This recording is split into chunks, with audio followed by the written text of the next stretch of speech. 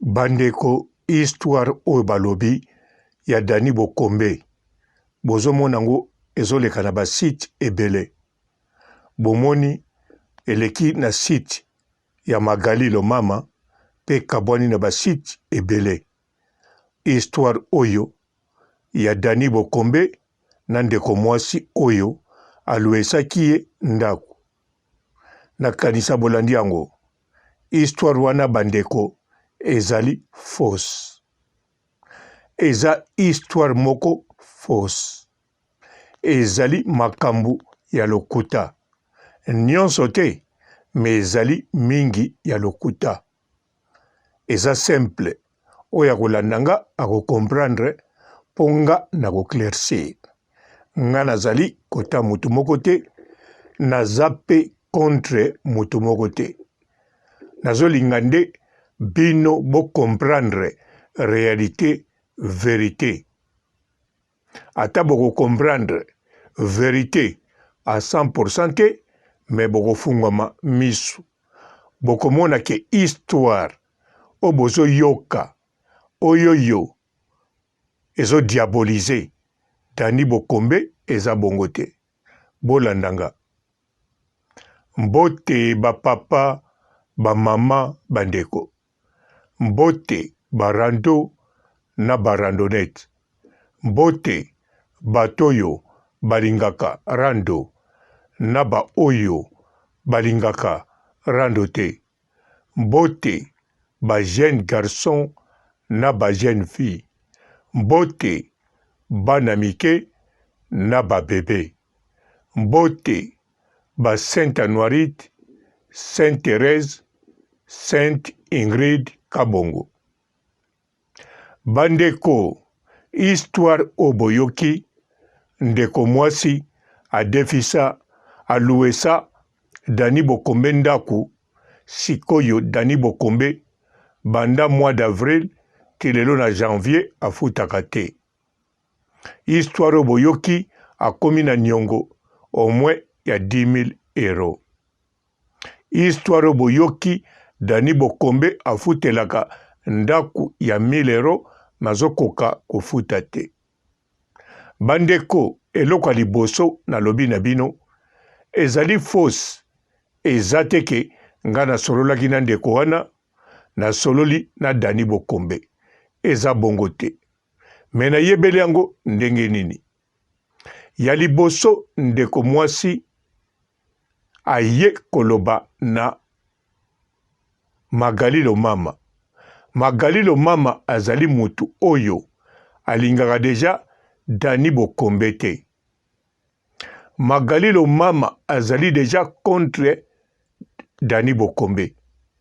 Azali pe contre gouvernement ya Congo, donc na cadre ya combattante. Alors sikoyo ndeko mwasi soka poni Magali Lomama parce que ayebike kuna akozoba question te, me kuna Dani Bokombe akoyoka pe akosambwa pe akoyoka soni. Bandeko, soki histoire oyo ezalaki vrai, ndeko mwasi alingaka luka ba chroniqueur to ba journaliste mosusu oyoyo balingaki batuna ye, balingaki bazala pe pour ye te. Dani Bokombe mbala liboso te, toyoki balobi mabe po na ye, sima nango na 1 mois, na 2 mois, 3 mois, toyeko yebake ezala nango bongo te. Tomona barando ebima awa. Tomona makambu baloba po na Dani Bokombe. Tile lope toyoka kango, me makambango ekende bongo te. Memi oye moko Magali Lomama lobi.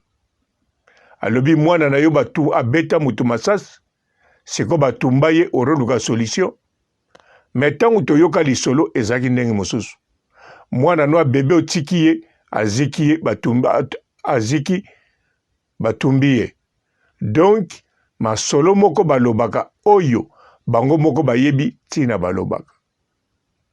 Mais Dani Bokombe tomona na makambo eleka, abima na raison makambo baloba po na ye lelo oyo muta kosola kango azate po bango moko basambwa. Alors toya na oyo ya lelo ndeko mwasi alobi baza na ndaku na bango basomba sikoyo batie Dani Bokombe pote afutaka na bango afutaka bango bafutaka ndama mbongo aidaka bango na kofuta nyongwa ndaku wana. Donc bandeko basomba ndaku te bazwa ndaku na crédit yango baluese Dani Bokombe po afutelaka bango crédit bango bake kofutela pa mosusu. Donc batu babandi mayuya eza bango, batu bazosala mayuya eza bango, baza pe ba couple ya jeune bakoki pe kovanda na ndaku na bango o basomba na crédit bazosala pe misala bazoko kofuta ndaku na bango bakozala na problème ite bandeko. Pourquoi yo kozwa ndaku a crédit yo tiki moto mosusu afutela yo kei kofutela pa mosusu? Bon ezali choix na bango mais légalement ezokende bien te parce que ndaku wana bafutaka eyebani ke bango mutu bazalaka na ndaku wana na nenga l'État. Donc elakisi bato baza en ordre te eza bango. Mais bon tokende na likambo bolobi soko apesaki Dani Bokombe ndaku ezali entre biso alingi tosalisana. Problème eza te. Dani Bokombe ayaki aina ba papier te. Aza na ba papier o bafutelaka ite. Azwaka mbongo ya CAF. Alors na mbongo ya CAF na mbongo oyo azwaka na musala asalaka na Congo abakisaka afuti 1000 wana. Me boyoki malamu ndeko mwasi alobi CAF ebengaki ye. Alobi makambo alobaki na CAF. Alobi kutu ya alobaki eloko te azako yoka kaka makambo CAF balobi ye makambo moso alobi te. Me bandeko lokola azako loba bongo ayebi Magalilo mama akotune ba sous question te. Mais la logique des choses CAF soka tourner likambo ba bengisi lisusu après 2 mois ba tourner likambo. En tout cas CAF akoko tuna makambo oya mukende ngi alobi te on dirait mutazo kota CAF. Eza ba minute muke ba seconde même. Mais soki totali bien alobi Dani Bokombe alobaki na ebwe ofuninga na CAF. Dani Bokombe soka alobi ye afundi ye seke Dani Bokombe aza na raison. Parce que Dani Bokombe likambu CAF ekoloba na ye masolo oya kosolola na CAF ekozala tamulayi. Sikoyo na kati ya tamulayi wana makambo oyo Dani Bokombe ayoki na CAF kaka ndeko mwasi mutakokolo bango kaka ndeko mwasi na mobali na ye bango kaka bayebi makambo nyonso o basololi bango kaka mutu bakoki koloba na CAF. Yango tango Dani Bokombe alobi afundaki na CAF akosele makambo te. Pourquoi Dani Bokombe akokosela ye makambo? Tozan expérience ya rando awa na internet. Toyoka makambo ba Manuela baloba. Toyoka makambo batebele baloba na Dani Bokombe. Melelo oyo Dani Bokombe abima innocent. Makambo wana nyonso bafondelaki ye. Bakoselaki ye makambo. Lelo awe koma kobima nango ba verite nyonso. Siko ndeko mwasi oyo abandi nano mayuya na bato bapesi crédit ya ndaku. Abandi nano mayuya na l'État. Sima nango abandi susu mayuya sango tosa mibeko soko zoluese mutu ndaku ndenge baluesaka fiche de paye. Ye alobi andimelaki na Dani Bokombe na maloba.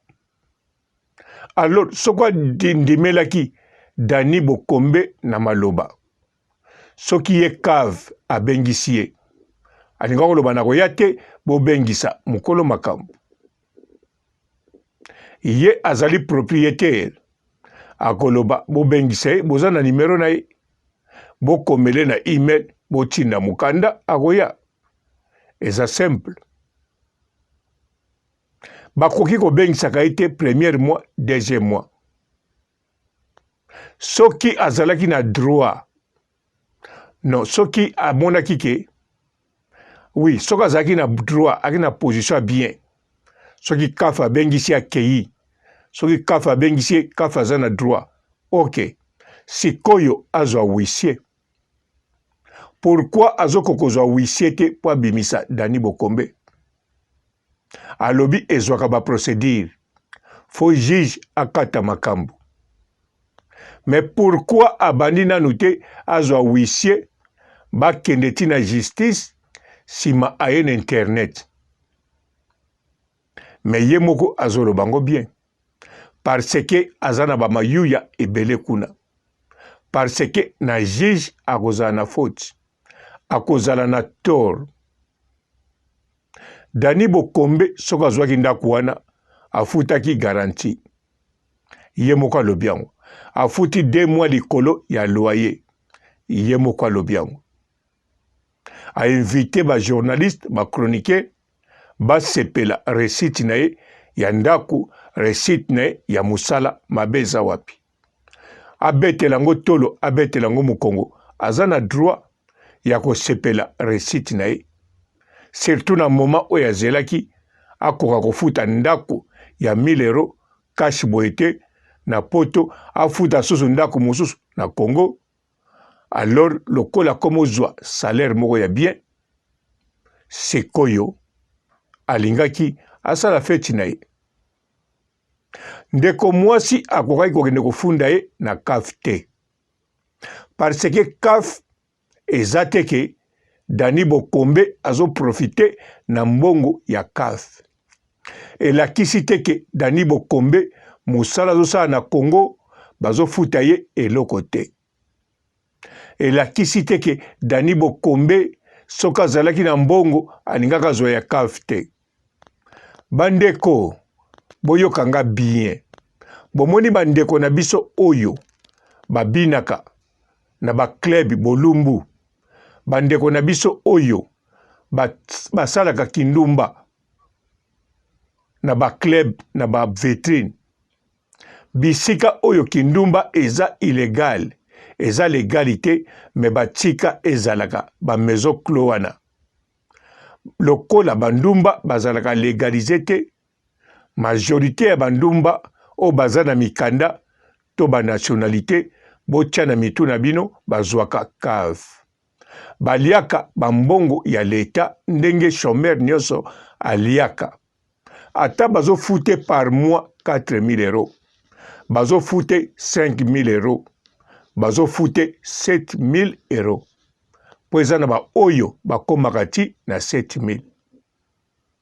Nga moko naza na peti na nga ya mwasi ya mboka ya ba Yugoslave, bafutaka ye 4500 euros. Mais azwaka bambongo bafutaka na leta, aza pe na mwana ne moko azwaka mbongo ya mwana. Mais salaire wana azwaka ngo lokola bakontaka ngo te azwaka. Lokola musala ne eza illégal azwaka. Sikoyo soki yo ozokene na Congo, ozosala makambo mosusu, oya ko déclarer makambo na yo awa te. Soki ko déclarer awa bakokata CAF wana yebani. Ata eza illégal bakokata. Mais entre-temps bazo konte ope kaka te. Mais CAF wana Dani Bokombe soki azo gardango, premièrement ezo garde ye contact na l'État, ezo garde mukanda na ye, ezo garde vie ya famille na bana na ye. Donc ndeko mwasi ntango babengisaki ye na motuna oyo batunaki ye ndenge nini ye azozwa 500 mpo na loyer mazofutela ndako ya 1000 euros. Ndeko mwasi alingaka apesa ta réponse moko te, alingaki batuna ye to alingaka koloba ntango mosusu atia susu moto moko afutisaka chambre na bato mibale ekoki 1000. Ata bakoloba teke bato wana baye na mikanda, mais aza na droit ya koluese chambre ata par mois te. Pour koluese chambre par mois eza interdit na loi. Mais Dani Bokombe aza na droit ya koluese chambre pendant une semaine na ba touriste na bato bazoleka. Même na internet yawa soko beti eza na ba privé baluesaka chambre pendant une semaine. Alors Dani Mokombe aza na capacité ya kozwa 500 na CAF afuta ndako abakisa 500 mosusu likolo po aluese ba chambre na ba touriste bapesi na maboko parce que eza moyen o bato mosusu bakoma kosala eza nango legal. Eza neti na lupangu na yo oza na pavillon awa na poto soko ozobokola 5 soso eza problème te. Mais soko komo bokola 20 soso eza problème na l'état. Epekisami oza na lupangu pavillon oza na 20 soso obokolaka bango wana na Afrique na poto esalamaka te. Mais soki bazali 5 soso oza na droit obokola bango. Eza na limite nango. Ndenge moko okokoluese mutu chambre eza na limite nango. Eza mbongo obakisi mpo na yo mpo kokofuta loyer wana. Donc ndeko mwasi oui afundaki Dani na CAF. Ata akanaki yango te. Mais alobaki. En plus lokola amemi makambo na internet pa ya Magali Lomama seke azali mutu moko na kati internet azoloba calme po ayebi Magali Lomama akokotela ye deja pe si basololaki na privé. Magali Lomama pe salakisaki ayina Dani Bokombe. Yango ndeko mwasi aza na esengo apase pa ya Dani Magali Lomama. Mais ndeko mwasi soka pasaki na ba chaîne mosusu pa ya Ado Yue par hasard. Par exemple, apasaki epai ya Noli Tambo par exemple. Apasaki pa ya Pamela Shekola par exemple. Apasaki na chez Mokonzi pa ya ye moko Karine Mokonzi par exemple. Wana tolingaki tomona aye na makambo solo. Aye pona koloba likambo oyo yazo vivre pe andimi batuna ye makambo nyonso pe azali prête ya kolobango. Mais modèle kaka ayeli elakisi mayuya. Modèle azoluese ndako elakisi mayuya. Modèle asololi na cave elakisi mayuya. Le plus grave modèle, le plus grave. Modèle azobanga ba huissier. Ba huissier o bakataka makambo nana sololi na bango te. Asolola na ba huissier ekene na justice bongo toyeba. Kuna soki bapesi raison ata ye na internet te biso pe topesi raison. Mende oyo ateki Dani Bokombe afundi na CAF wana asali yango awangana te. Bandeko babolingo likambo ya kitoko likambo nini? Le 1er février ti le 6 février toza na forum botuna ngate soki nini ya kitoko yo mutolobaka ke mboka secteur nyonso baokipango na bapaya kote oyo bachinois kote oyo bendie kote kuna bapakistanais.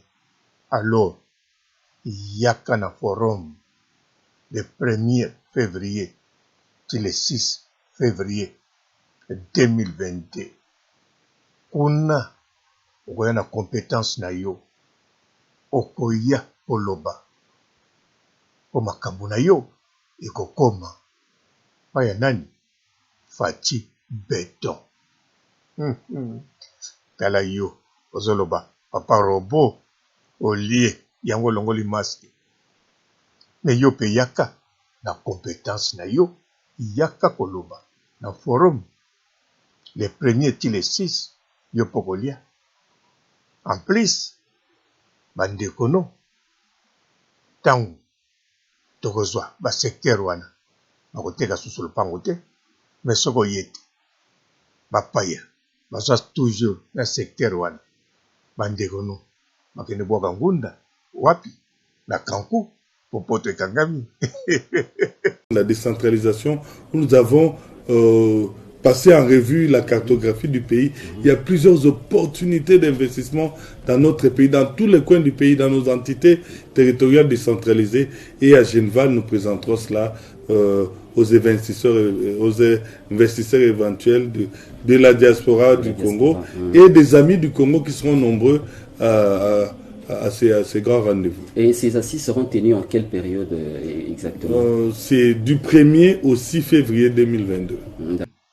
En tout cas, compétence na yo ezali nécessaire pona kotonga mboka. Fati Beton bango kuna baposa bitambe otamboli na bango oselumuki okwei obukani mokwali soko. Bonjour fidèles internautes de www.elengiakomba TV. Bonjour, bonsoir, balandi nyonso ya Elengi ya Komba.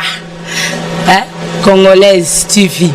Belé partout dans le monde, partout où vous êtes, partout où vous êtes, Elengi ya Komba TV vraiment. Bonjour, bonsoir, on va abonner ba fan nyonso ya Elengi ya Komba Congolais TV. Bonjour à mon boss, on a appelé ça vraiment un pandi. Bonjour à mon boss, JP Kiama. Je salue mon boss Balobi, boss des boss Babi, JP Kiama. Bonjour, na Elengi ya Komba Congolais TV vraiment. Namo na zana chaîne ça kitoko ya boss na JP Kiama ta ay boss des boss ya ni amandaje. Donc ba santa longola zaki. Ya boss na biso JP Kiama nzambe na ngai ba boss bazali ba boss bazali JP Kiama le boss des boss. Napesi d'abord bonjour te ba mbote belé na mo boss JP Kiama wana na koza ngisaote donc na ko lekati sana napesa mo boss JP Kiama boss des boss. Bonjour fidèles internautes de www.elengiakomba TV. Bonjour, bonsoir, balandi nyonso ya Elengi ya Komba.